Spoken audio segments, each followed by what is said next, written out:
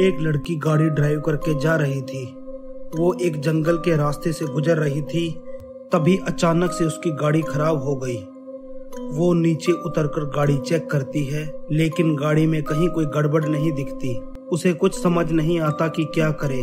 तभी सामने से उसे एक घर दिखाई देता है। वो मदद मांगने के लिए उस घर में जाती है। कुछ देर खटखटाने पर कोई दरवाजा नहीं खोलता, तब वह खुद ही अंदर चली जाती है। उसके अंदर जाते ही दरवाजा अपने आप बंद हो जाता है। वो इधर उधर देखने लगती है। इधर उधर क्या देख रही हो? सीधे सीधे चली आओ। वो घबराती हुई अंदर चली जाती है और सोच रही होती है कि क्या हो रहा है। जी नमस्ते, मैं यहाँ से गुजर रही थी और अचानक से मेरी गाड़ी खराब हो गई, इसलिए मदद मांगने के लिए यहाँ आई हूँ। अंदर बैठी औरत जोर जोर से हंसती है। तुम्हारी गाड़ी खराब नहीं हुई थी, उसे मैंने खराब किया था। आपने किया था? पर आपने ऐसा क्यों किया? आप कौन हो? वो फिर से हंसती है और एक भयानक डायन के रूप में बदल जाती है। उसका ये रूप देखकर वो लड़की बहुत डर जाती है। आप कौन हो और मुझे क्यों फंसाया आपने? मैं एक डायन हूँ, बहुत सालों से इस घर में कैद हूँ और मुझे यहाँ से आजाद होने के लिए तुम्हारी मदद चाहिए, नहीं तो अपने अंजाम के लिए तैयार रहो। वो लड़की नहीं मानती और डरकर इधर उधर भागने लगती है। वो बहुत कोशिश करती है लेकिन घर से नहीं निकल पाती। थक हार कर वो उस डायन की बात मान लेती है। मेरे पास कुछ तोहफे हैं, इन्हें इनकी सही जगह पहुंचा दो, फिर तुम आजाद हो। वो डायन उसे कुछ तोहफे देती है और एक जगह का पता बताती है और कहती है, अगर तुमने भागने की कोशिश की तो सोच लेना अंजाम बहुत बुरा होगा। ये कोई आम तोहफे नहीं है, ये तुम्हारा पीछा नहीं छोड़ेंगे। हाँ, मैं समझ गई, इनमें तुमने काला जादू किया होगा। वो डायन फिर से हंसती है। दूसरी ओर एक घर में रमेश नाम का आदमी और उसके 3 बच्चे बैठे खाना खा रहे होते हैं।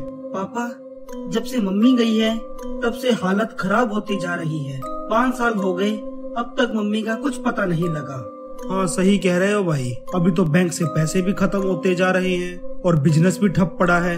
तभी घर की घंटी बजती है और लड़की दरवाजा खोलने जाती है।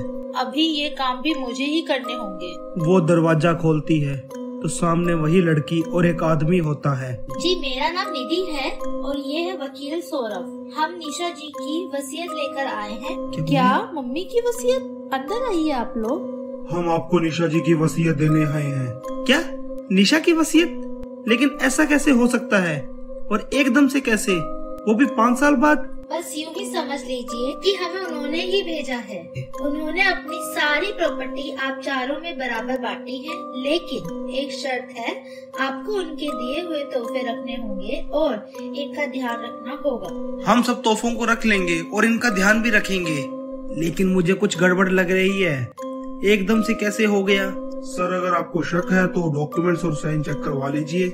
मैं तो बस आपको आपका हक देने के लिए आया हूँ। इतना कहकर वो दोनों चले जाते हैं और सारा परिवार बहुत खुश होता है क्योंकि अब उनकी गरीबी के दिन गए। लेकिन रमेश को अभी तक यकीन नहीं हो रहा था और वो वसीयत को लेकर अपने एक वकील दोस्त के पास जाता है और उसके दोस्त को भी उसमें कोई परेशानी नजर नहीं आती। सब कुछ ठीक है, मुझे तो किसी तरह की कोई गड़बड़ नहीं लग रही। पर ये देने कौन आया था? यार, कोई वकील सौरभ था। क्या? सौरभ वकील? वही जो तुम्हारी पत्नी का वकील था? वो अपने मोबाइल में तो उसकी तस्वीर दिखाता है। हाँ यार, यही तो था। तुम जानते हो इसे? हाँ, जानता हूँ, पर इसकी मौत तो आज से 5 साल पहले ही हो गई थी। मैं नहीं जानता ये तुम्हारे पास कैसे आया। मैंने भी तो अपनी पत्नी का कत्ल 5 साल पहले कर दिया था। अभी अचानक इसकी वसीयत कैसे आ गई? इतना बोलते ही वो अपने पुराने दिन याद करने लगता है। रमेश अपने ऑफिस में बैठा काम कर रहा होता है। तभी उसके फोन की घंटी बजती है। हाँ बताओ, अब क्यों फोन किया तुमने? यही जानने के लिए कि तुम घर कब तक आओगे। मैं और बच्चे सभी तुम्हें याद कर रहे हैं। यार, तुम्हें कितनी बार बताऊं कि काम में फंसा हुआ हूँ। दिन में 50 बार फोन करने से काम कम नहीं होगा, बल्कि और काम बढ़ेगा। जब काम खत्म हो जाएगा तब आ जाऊंगा। और वो गुस्से में फोन काट देता है। तभी उसका वकील दोस्त आता है। क्या हुआ यार, क्यों परेशान है? क्या बताऊं यार, मैं तो निशा से तंग आ गया हूँ। दिन में 50 बार फोन करती है, कभी क्या पूछती है तो कभी क्या। मुझे अब किसी भी तरह पीछा छुड़वाना है, मुझे उसे मारना है। क्या बकवास कर रहा है तू? पीछा छुड़वाना है तो तलाक दे दे, मारना क्यों है? तुम समझ नहीं रहे हो, मैंने निशा से शादी उसके पैसों के लिए की थी। अगर तलाक दे दिया तो इतने सालों की मेहनत खराब हो जाएगी, इसीलिए उसे मारना ही ठीक रहेगा। तू एक बार और सोच ले, ज्यादा जल्दी मत कर। मैं कोई जल्दी नहीं कर रहा हूँ, मैं बहुत दिनों से इसके बारे में सोच रहा था। ठीक है फिर आज रात को इस काम को अंजाम देते हैं। रात को घर जाते ही रमेश निशा को मार देता है और उसकी लाश को छुपाने के लिए नीचे जाता है।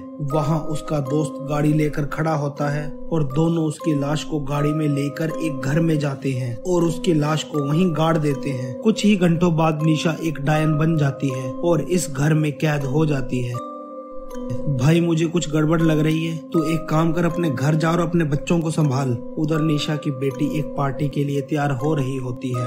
माँ, तुमने तो इतने सालों बाद भी हमें अमीर बना दिया, अब मैं खुलकर अपनी जिंदगी जी सकती हूँ। तभी वहाँ निशा की डायन माँ आ जाती है। बेटा, मैंने तो तुझे बहुत याद किया, क्या तुमने भी मुझे कभी याद किया? अपनी भयानक डायन देखकर उसकी बेटी डर जाती है और बुरी तरह से चीखने लगती है। बेटा चिल्लाओ मत, तुम मेरे साथ चलो, हम सब साथ रहेंगे। तभी वो डायन अपनी बेटी का गला दबाकर उसे मार देती है और उसकी आत्मा अपने साथ ले जाती है। इसके बाद वो अपने छोटे बेटे के पास जाती है। वो अपने कमरे में बैठा होता है। माँ, तुम्हारी वसीयत तो आ गई, तुम नहीं आई। पापा भी मुझसे बात नहीं करते, भैया और दीदी को भी पार्टियों से फुर्सत नहीं है। मैं किससे बात करूं, किसके पास जाऊं? तभी डायन वहां आ जाती है। तुम्हारी माँ आ गई है बेटा, चलो मेरे घर चलते हैं, वहाँ हम सब साथ रहेंगे और साथ मिलकर बातें भी करेंगे। उसे देखकर लड़का डर जाता है और चीखने रोने लगता है, लेकिन डायन बिल्कुल परवाह नहीं करती और उसकी भी जान ले लेती है। आखिर में वो अपने बड़े बेटे के पास जाती है। वो अपने दोस्तों के साथ गाड़ी चला रहा होता है। क्या बात है भाई, आज तो बहुत खुश हो तुम, एकदम से पार्टी के लिए भी बुला लिया। हाँ यार, आज मेरी माँ की पुरानी वसीयत मिली और उसमें माँ ने मुझे भी बहुत कुछ दिया है और इस वजह से आज मैं रिच हो गया हूँ। आज से रोज पार्टी करेंगे। सभी खुश होते हैं और हंसने लगते हैं। तभी एकदम से उसके दोस्त गायब हो जाते हैं और उनकी जगह पर वो डायन आ जाती है। इसे देखकर लड़का बहुत डर जाता है और डरते हुए बोलता है, माँ माँ, क्या ये तुम हो? मैं कहीं कुछ सपना तो नहीं देख रहा? हाँ बेटा, ये मैं ही हूँ, तुमने मुझे पहचान लिया और आज से हम लोग सब मिलकर साथ रहेंगे। वो लड़का घबराकर अपनी गाड़ी का एक्सीडेंट कर लेता है और उसकी भी वही मौत हो जाती है। तभी रमेश भागता हुआ अपने घर आता है और घबराते हुए अपने बच्चों को बुलाता है, लेकिन कोई नहीं आता। लेकिन वो डायन वहाँ आ जाती है। क्या हुआ जान, किसे ढूंढ रहे हो? निशा, तुम यहाँ कैसे? ये कैसे हो सकता है? तुम तो 5 साल पहले ही मर गई थी। मर गई थी या मार दिया था, पर चलो कोई बात नहीं, अब फिर से टाइम आ गया है कि सारा परिवार एक साथ हो। मैं और बच्चे तो एक साथ हो गए हैं, अब तुम भी हमारे साथ चलो। नहीं नहीं, मुझे नहीं चलना, तुम अपने बच्चों के साथ रहो, मुझे कोई परेशानी नहीं है। मैं तुमसे पूछ नहीं रही हूँ। इतना बोलते ही रमेश भागने लगता है और डायन उसकी भी जान ले लेती है। कुछ दिनों बाद उसी घर में पूरा परिवार एक साथ चुड़ैल, भूत और डायन बनकर खेल रहे होते हैं।